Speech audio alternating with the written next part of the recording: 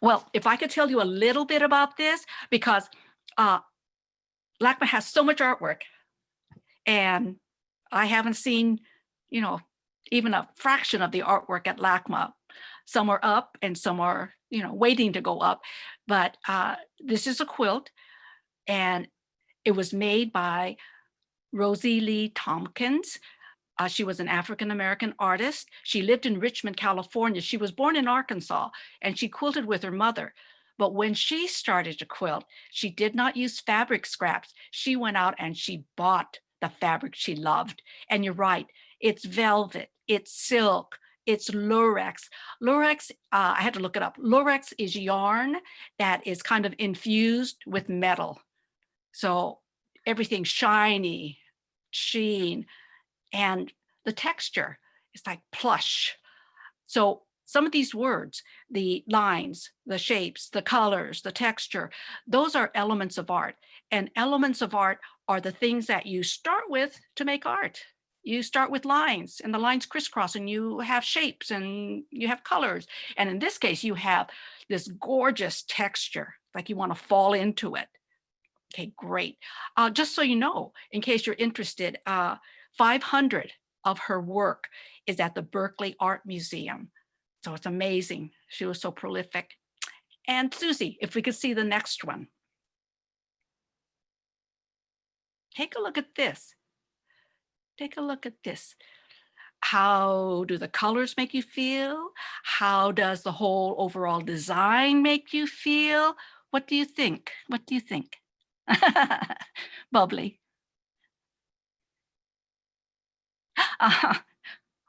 Yes, optical illusion. Oh, playful. Great words. Just super descriptions. And this would be so wonderful for your students to, hear you say, for you to start them off with vocabulary, with a discussion, and depending on your grade level.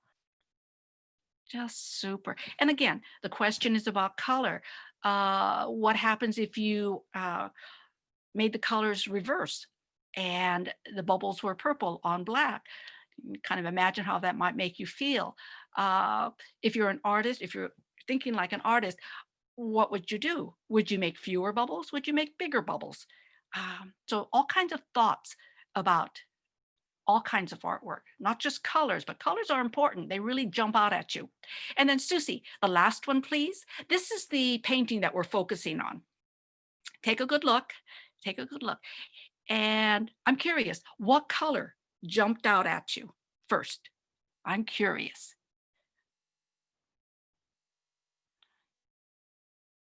And then, thank you. Okay, great. Now I can see it. Terrific. Terrific. I love it. Everybody's got a color that just really jumps out at you. Terrific. So again, we're looking at lines, shapes, colors, parts of the elements of art. The artist is Frederick Hammersley. He was born in Salt Lake City in 1919. And the thing just kind of struck me is that he studied art, but when he was in the army, he was stationed in Paris, France, and he was discharged in Paris, France. So he went to school in Paris, and he got to visit the studios of Pablo Picasso and Paul Cézanne. So what an opportunity. So there are a lot of colors in here. We're going to be thinking about cool colors and warm colors. Some of your kids may know them, they may not, but at least this will be like an introduction for them to really kind of focus on it and think about it. So if we're talking about warm colors, and Susie, I'll ask you to bring up that slide for the warm colors, and your students may already know, or they don't. But the question is, why do you think these are called warm colors? And how do they make you feel then? And what things can you think of that have warm colors that can make you feel that way? And I'm sure you have other questions you could ask the kids. I'm looking forward to the discussion after the art making, and you're going into breakout rooms too. And then, Susie, the next slide, please, for the cool colors. So same questions for the kids, same questions for you. Uh, why are they called cool colors? How do they make you feel? And when I'm talking to the kids, depending on the grade, I'm trying to elicit not only, cool colors is the water, but how does everything make you feel? If the kids are thinking, I'm thinking of going to the beach, and I'm asking them, what was the whole experience like? What was it? It's like going into the water, walking in the sand, going into the water. So, just sensations. So this is the plan. We're going to make a geometric abstract art work like Frederick Hammersley. And I tell the kids, geometric, it just means shapes. And you can go over shapes with the kids. Abstract means artwork that is not of something realistic. Realistic is you look at a painting of a tree and you say, it's a tree. It's a tree. Abstract art is made with lines and shapes and colors. So pretty much it's not something that jumps out at you as an object, as a recognizable object.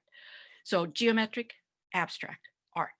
And you're going to make that with me, okay? So Susie, for the list, the supply list, and I know you probably already have everything you need, but just in case you're somebody who just, joined us half an hour ago, we're glad everybody's here, but these are the things you need.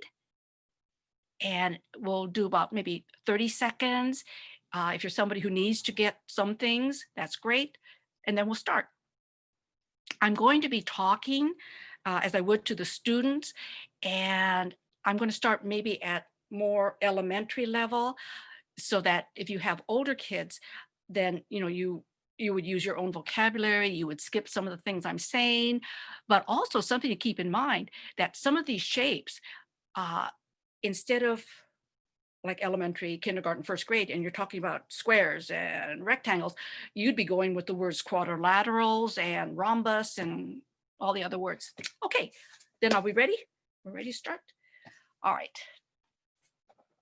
Let me get my other camera going. Peggy, Yes. we have a question in the chat. Yes. Looking for an example of what the plastic lid is. What is meant by that? Oh, actually, anything you've got. This is a lid from a jam jar. It could be a cup, and you would invert the cup to trace the circle, or you could have the kids freehand it. It wouldn't have to be perfect. So I'm trying to think. Bottom of a can. Size doesn't matter. Yeah. No, that's fine. That's fine. Okay. That gives me idea. I just want to make sure. Okay. Oh, okay. Thanks. All right. Let me get this covering off. And again, I'm talking like I would to elementary. Trying to get vocabulary in there for them. All right. So are we still good? We're still horizontal. Great. So what you're going to need is your piece of paper. You're going to need the pencil first, pencil paper, and you will need a ruler. And if the kids are someplace where they cannot get their hands on a ruler, this is what I meant by a straight edge. I took a cereal box, and the width doesn't matter, but kind of straight. And this will take the place of a ruler. Okay. So let me know if you have any questions or any suggestions. So what I've got is, I tell the kids, my paper's on the table and it is sitting horizontally. The art word is landscape. It is sitting landscape. And I'm going to draw a line.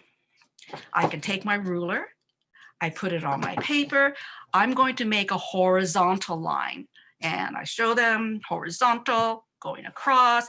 I can put the line high, I can put it low, I can put it in medium. And then I draw the line. So if you want to go ahead and get set up, and we'll do this together. I am going to draw a vertical line. And this is vertical. And I can put the vertical line any place I like.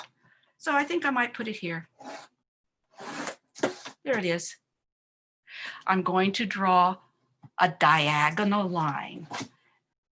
This ruler is sitting diagonally. It's diagonal, or it's diagonal that way.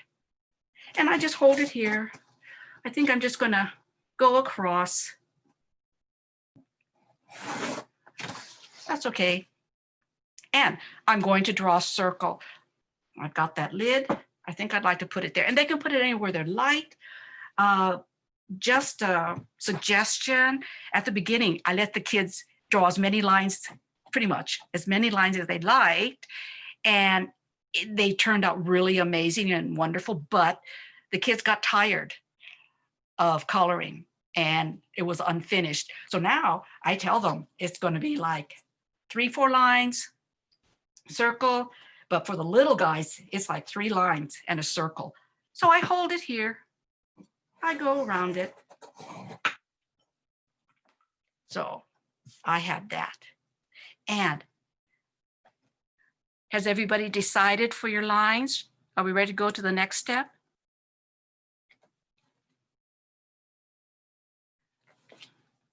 We're good. You know what's kind of fun too? Okay, thank you. You know what's fun too is that for the older kids, I think having them do different kinds of lines would be a lot of fun. But this is your basic. Now, if you have oil pastels, if you have crayons, if you have markers, if you have colored pencils, they'll work. Okay, and one more time. Again, this is your straight edge for a ruler. Okay, so the coloring, I'm going to ask you to pick either the cool colors or the warm colors to do this, because we want to get that feel, not a mixture of colors, but the warm colors or the cool colors. And then I tell the kids, you know, you could do, after you finish this, you could do a second one with the other set of colors. So, and I tell the kids, well, especially since they're little, I'm going to get my warm colors. And I tell the kids, because they're little, why don't you outline it first? So I'm going to outline my colors, and I tell them probably if you kind of lay it so that your finger is sitting on top of the crayon, they might have more control, and then color. So I will work on mine, and if you could please work on yours.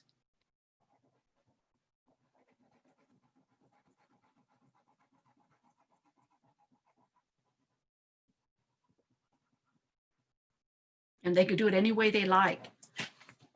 Sometimes the kids put the circle over lines and they'll have, well, that's a good math lesson. They'll have halves.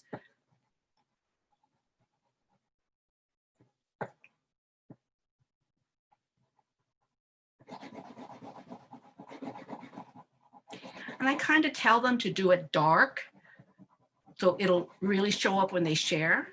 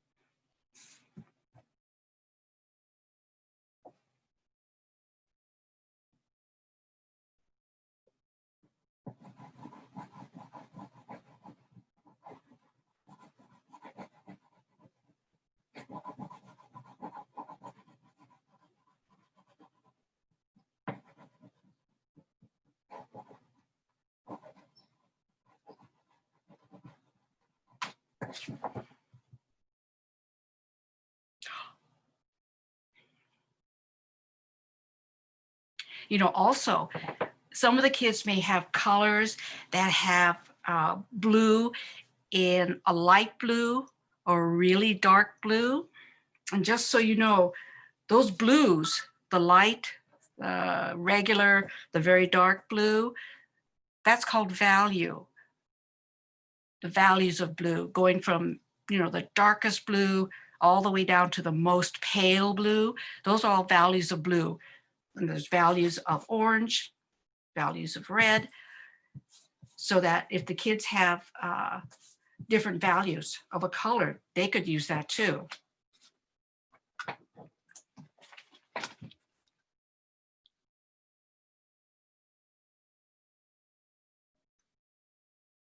Raised hand. I'm so sorry. The print is so little. I'm so sorry. Is it Lynn? Raised hand. And I'm so sorry. Is it Laura or if you're able to hear? Or I'm so sorry. Are you able to unmute or for your question, Lynn Levant? Raised hand. Yes. Can we use colored paper? Did you? I love it. Absolutely. Okay. Absolutely. Whatever they have on hand, huh? Right. I love it. Great.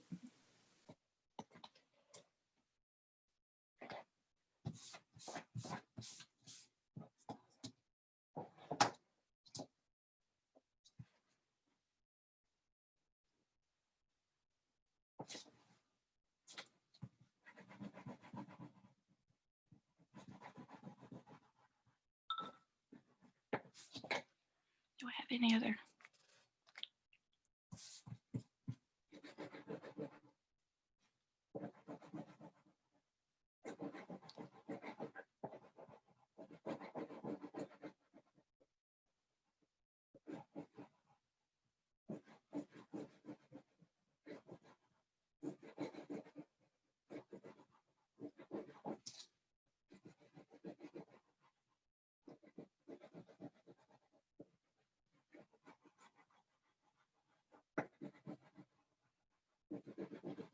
And you know, maybe for some of the older elementary kids, you could have them write the words of the colors on top.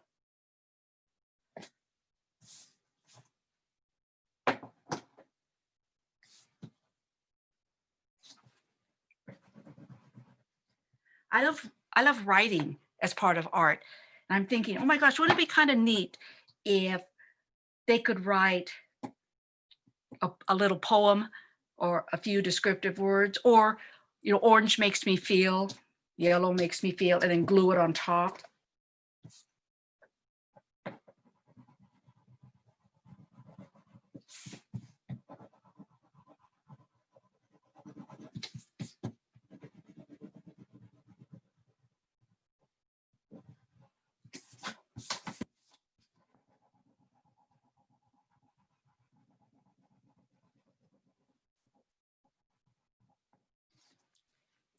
And just so you know too, that if you have kids who have oil pastels, or when it comes to the time that you might be doing this in your classroom with the kids with oil pastels, and you probably already do this.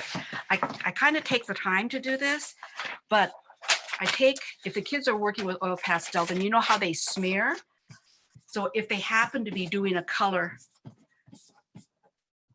like here, I have them put a blank piece of paper there and then use the oil pastel so that they aren't smearing the color underneath.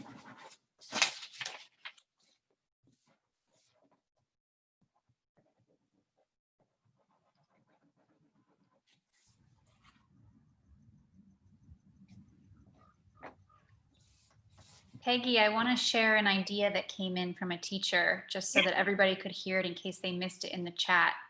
Yeah. Catherine had the idea of asking the students to make a book about colors and feelings with the sentence frame, blue makes me feel, ... accompanied by pictures. Oh, wow, that would be just amazing. I like that, you know, with the thought and pictures. Really nice, really nice.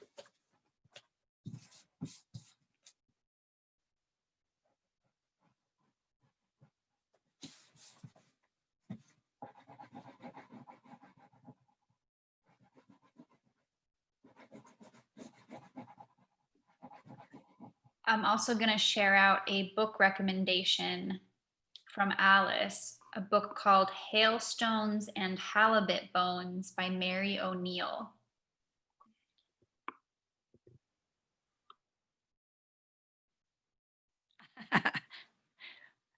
Looks like a number of you, some of you know that book. And what's it about? Are we able to say through chat? Too long? I don't know. It has awesome descriptions of different colors and all the things like brown is chocolate and cocoa and toast and warm blankets and brown bears. Wow.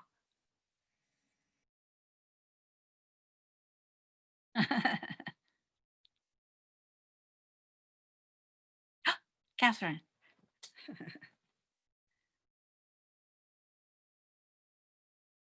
Oh my goodness. I love the comments. Just so interesting, so informative. Thank you for sharing.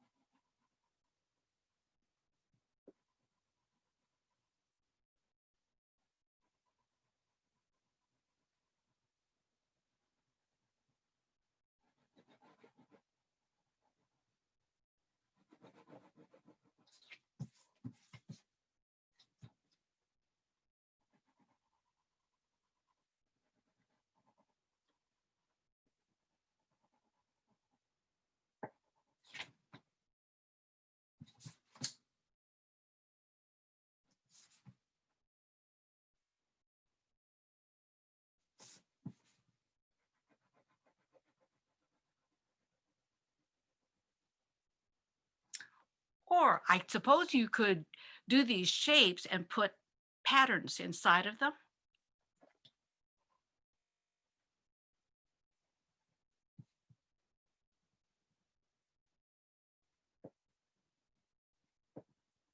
Maybe instead of colors or with a different color.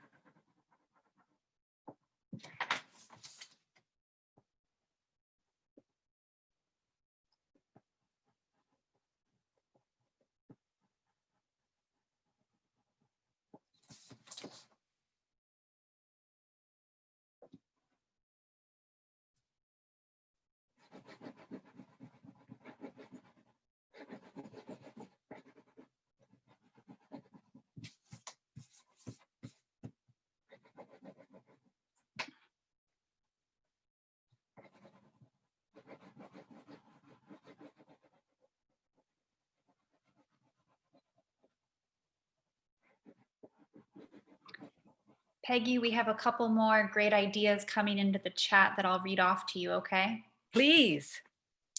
So a suggestion to do texture rubbings.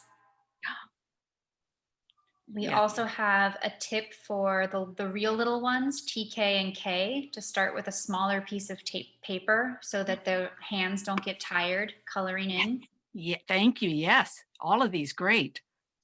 And a study in different types of lines, wavy, curly, spiral, sharp, blending colors like dark blue over light blue, dark green over light green. The possibilities are endless. Absolutely. You know, we've got some time. I was thinking I'm going to do a second one with the cool colors, and I wanted to try the different lines. I was thinking if this is kind of like, you know, elementary beginners, I was thinking, what if I overlap circles, if I overlap lines, let's see what happens. But yeah, the really neat thing is that once the kids get the hang of it, you know, the idea where they don't think there are any boundaries, I would love to see what they come up with on their own.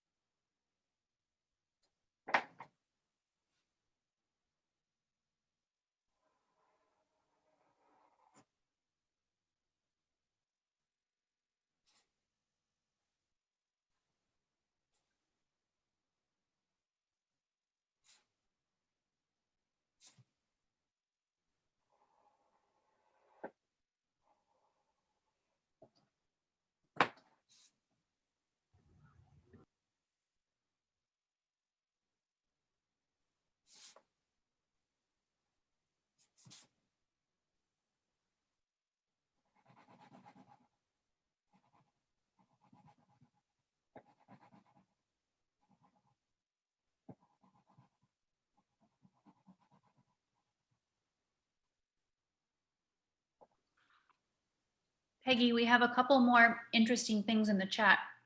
Yes. Nicole shared that she has done a study with color symbolism with her students and how colors have different meanings in different cultures. Wow. That's great. Love And the extension. we have a funny question from Catherine about whether it's legal to put a crossover color like yellow, green, or purple in the opposite side. I'm looking. If you put a crossover color, do you mean if you have two circles that are overlapping? Whether that overlapping part could be a different color? Catherine Ng, is that you? Do I have that question? Did I get that question right? Or you can unmute. Yes, actually, I started out using purple in my group of warm colors, and then they go, wait a minute, you blew it, that's a cool color. But then I kind of colored over it with red and so on. I don't know, but it kind of goes all right, it seems to me. Sounds good to me. Sounds good to me. Tonight is kind of like an exercise thing with warm color, cool colors. But in your classroom, you might be telling the kids, any color you like, mix colors. That would be kind of neat. So yeah, eventually it gets to, whatever you want to do with the kids, and if you let it up to the kids, whatever they want to do. I think mixed colors are neat.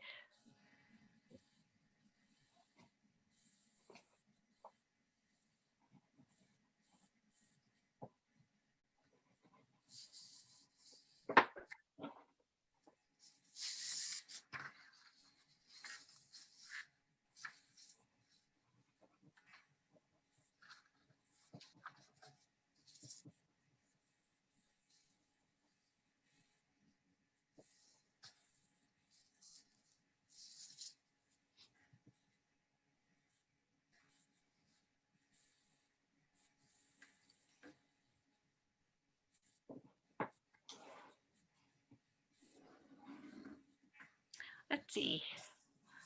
We probably have maybe about 3 minutes or so before we start really wrapping it up. It's 4:40, I think, and we'll go to breakout rooms at 4:45.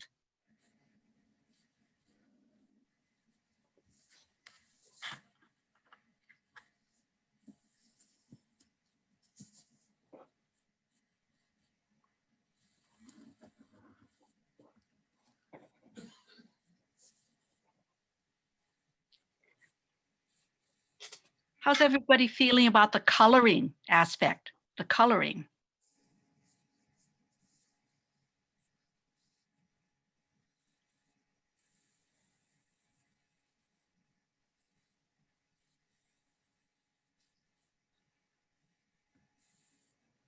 Oh, I love it. Ah, I love it. Yes. That's so great. Coloring's for everybody.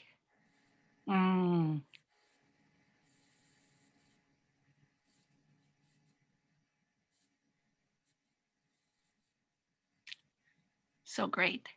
I have to tell you, one time, a group of us who were teaching had to get together so that the artist who was setting up the project could let us know what the project was. And she wanted us to color and make a sample for ourselves. And we were just so, I don't know, relaxed into the coloring. I mean, the artist was saying, okay, it's time to stop. We got to go on to the next thing, but we just want to keep on coloring. And you're right, it's very relaxing, it's meditative. Yeah, neat. Let's see, how are we doing? I think I've got 4:42, so just about wrap up time.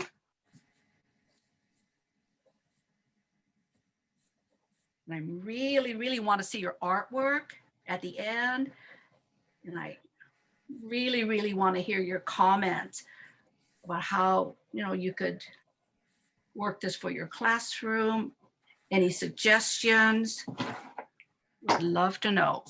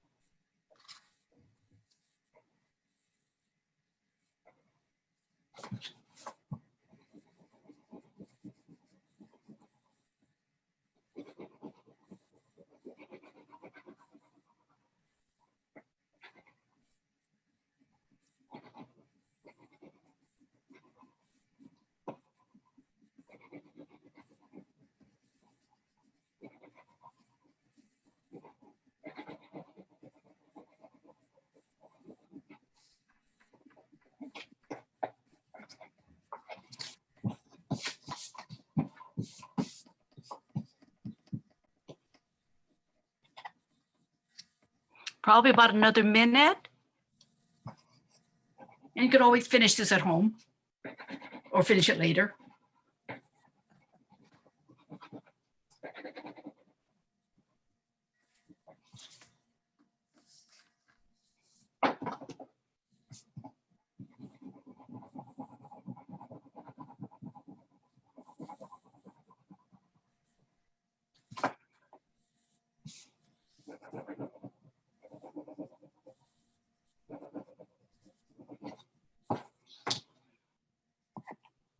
Okay.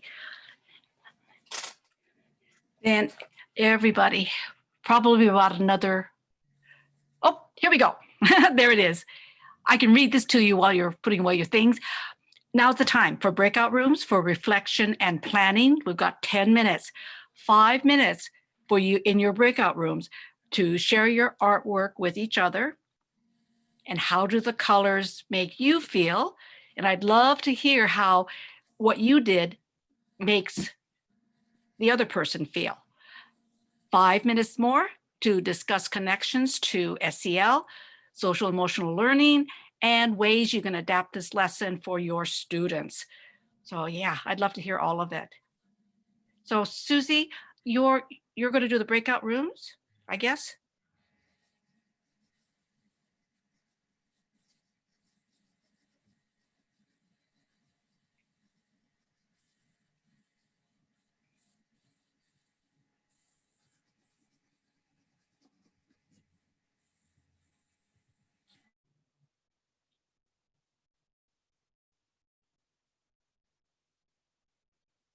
And then do I have that right, Susie? You're doing the breakout rooms? Yes, people are moving into the breakout rooms right now. Okay, thank you. I wasn't sure. I'll see you guys later. Really want to see your work and what you think.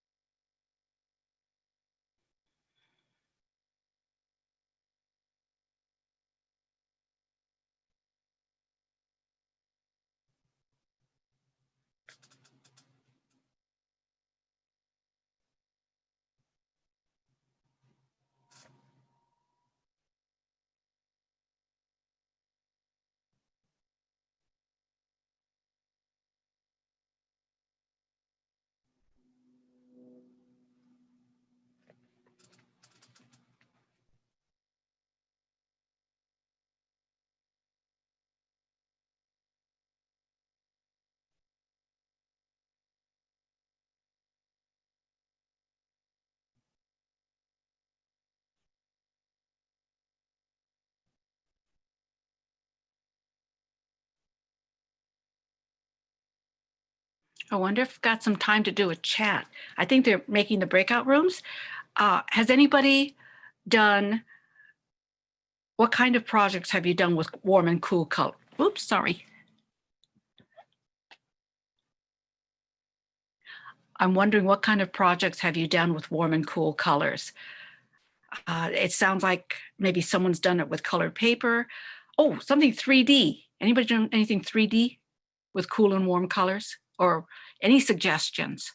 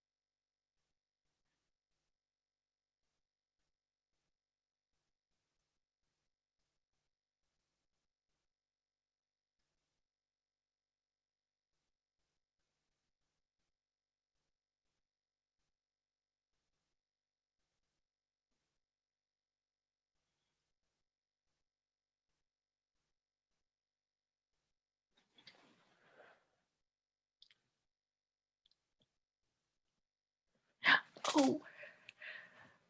Then Susie, if you're free, I guess everybody's in the chat rooms or the breakout rooms. Yes, people are in the breakout rooms. Okay. You know, I'm so sorry. I thought I'd be put in one too. I didn't know exactly what. I didn't ask for the details about the breakout rooms. Sorry.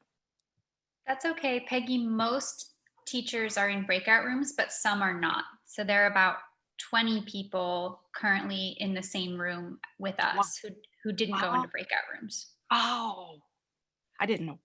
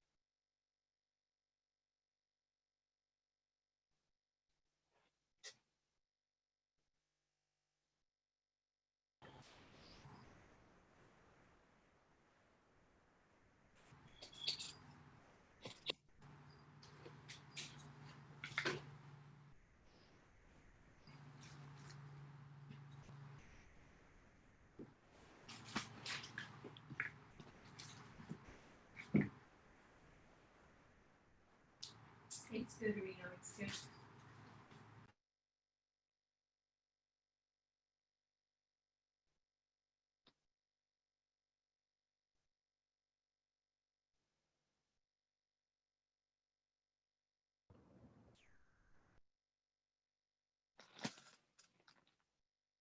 All right, Peggy, everyone should be back now. Oh, okay. Hi, everybody. My question then is, please, if anyone would like to share what you discussed in the breakout rooms, if you would like to tell us about your artwork or someone else's artwork and adapting it to your classroom and the SEL, I'd love to hear it. You can unmute your microphone. Oh, Yeah, I'll step in. There was a Leah, if you're out there, will you share what your idea was with your art, please? It was great. She layered her colors and then she talked about having the students with her name these new colors. And then from there, creating a story of how those colors felt. So Leah, wherever you are, step in and I'm paraphrasing what you said, but I thought it was fantastic because it talked about, again, going right into how that made you feel and then maybe writing a story about that feeling and why you felt that, where it came from. And Sure. Thanks, Gina. I appreciate yeah, that's that the out. lady. Thank you. And it was really great just hearing from everyone's ideas. Everyone brought something quite unique to the situation. But yeah, I was explaining to the group, Peggy, I got really lazy with using one color pencil. I got quite tired of just using one pencil and a bit bored. So I started layering my warm colors over the top of each other. Then I decided I was going to try and make every shape a different color and therefore invent colors. And I would ask the students to invent new colors and then assign them a name. So name these new colors and then kind of create a story, link a feeling that's maybe associated to an idea or a memory with that color. So like a golden sunrise, and then, you know, account what that's like. Or like the other example I thought of immediately was creamed corn or rose petal pink. And then, yeah, just get the students to go from like looking at identifying to really getting into what that color could mean through a personal experience. terrific. Just really great. Everybody, just so great. Someone else? I want to recommend Sally Kirby. She has some great ideas. She's an art teacher, an after-school program. I don't know if you want to say something, Sally. She was sharing some great ideas for our group as well. So Sally, you want to get on the floor? Where are you, Sally? Here I am. Oh, My colors were the blue, and blue is like my favorite color. And as you can kind of see in the background, I'm an artist, but I teach 3rd, 4th, and 5th graders after school art program. And I was showing the ladies another assignment that I did with colors and with watercolor, and just using like blotches of color and then recreating like trees. So kind of new to this stuff. Okay, does that make sense? Okay, so it's like they're recreating trees with other colors. So they're adding, you know, taking that color. This was their last assignment. They did pumpkins. So, but I like the ideas of like labeling the colors and stuff. And with mine, I did kind of blend, like I kind of got bored with just the solid colors, and I did a little mixing, and I used the oil pastels. So with the oil pastels, they can blend and mix the colors and kind of create their own thing. And as a matter of fact, I'm going to share something that, because it's on one of my backgrounds.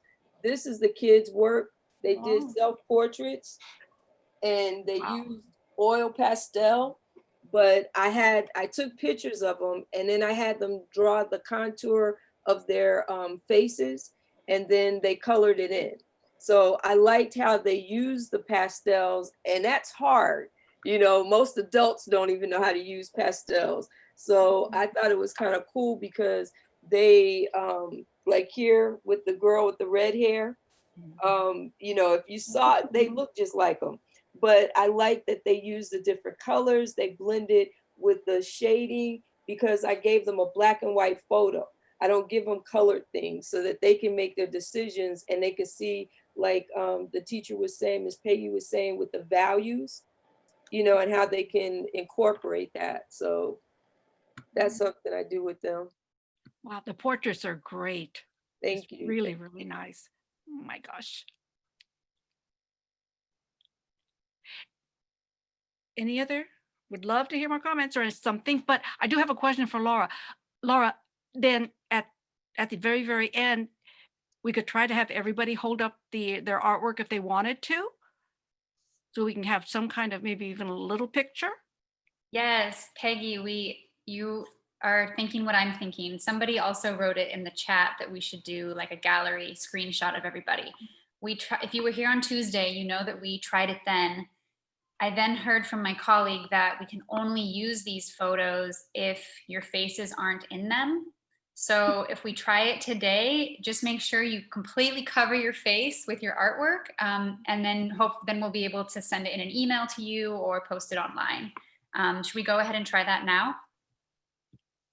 What do you think, Peggy? Oh, absolutely. Absolutely. Okay. Covered up. Great. Yeah, so everybody hold up your artwork, cover up your faces, and we'll go ahead and start. So completely cover up your face, please. Okay, I got one. Let's do the next one. You guys are great. Thank you so much.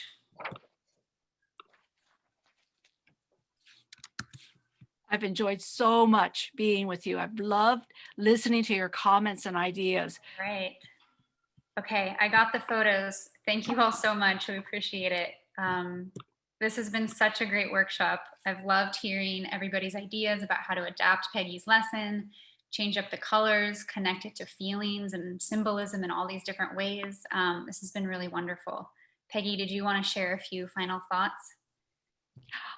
Only I think that the mere act of our talking to our students about feelings, it values their feelings. They feel that their feelings are valued. So I think this theme is so important. I know you do too, and you do so much in your classroom. So it was great to be with you. Thank you so much. Thanks, Peggy.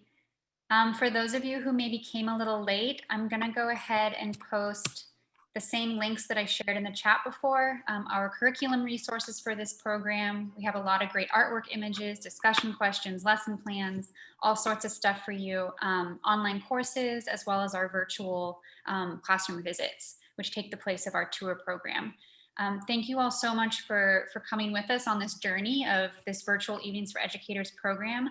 We will be sending an email out to everybody next week with Monique Marshall's presentation slides, as well as links to our YouTube with all the recordings of the program so that you can rewatch them or share them with other teachers. And our next Evenings for Educators is already coming up in early December. The theme for that program is going to be Los Angeles artists. So we'll be looking really close to home to highlight some great artists in Los Angeles, most of whom are still living, and who we're hoping to get to join the program in one way or another. So stay tuned for that communication. Thank you all again. It's so wonderful to see you, and I hope you have a wonderful weekend. Good night. Good night. Thank you.